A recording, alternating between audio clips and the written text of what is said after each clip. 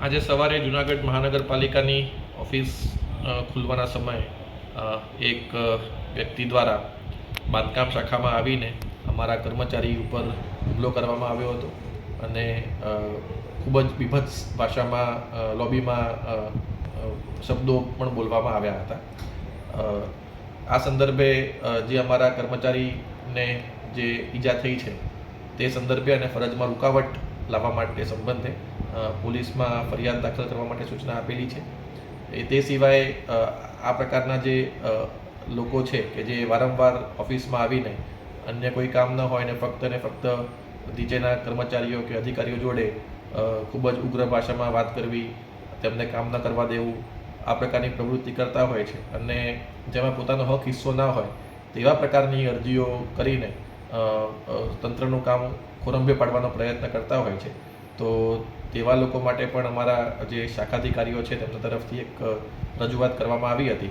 તો શાખાધિકારીઓને પણ સૂચના આપવામાં આવી છે કે આ પ્રકારના કોઈ પણ આવા વ્યક્તિઓ હોય અને એની માહિતી જે પણ આપણી પાસે ઉપલબ્ધ હોય તો માહિતી ભેગી કરીને આગળ જે પણ આપણે નિયમમાં રહીને જે કાર્યવાહી કરવાની થતી હશે તે આપણે ચોક્કસ કરીશું એવી ખાતરી પણ મેં તમામ કર્મચારીઓને આપી છે.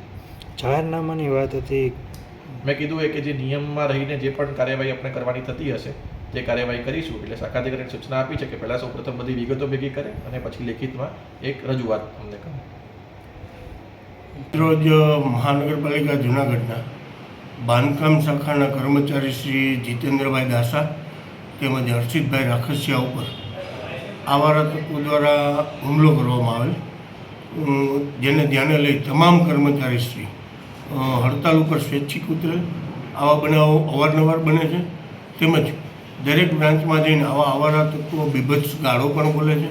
તેને ધ્યાને લઈ તમામ સ્ટાફ આજે હડતાલ ઉપર ઉતરેલો હતો.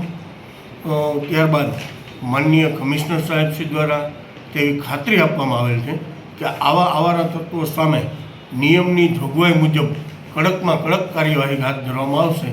ત્યારબાદ આજરોજ તમામ કર્મચારી શ્રી રાબેતા મુજબ પોતાના કામગીરીમાં જોઈન્ટ થયેલ છે. ફરિયાદની વાત એફઆઈઆર દાખલ કરેલ છે અને જે જીતેન્દ્રભાઈ દાસા હાલ સિવિલ હોસ્પિટલમાં એડમિટ પણ થયેલ છે, જેની પ્રાથમિક સારવાર ચાલુ છે.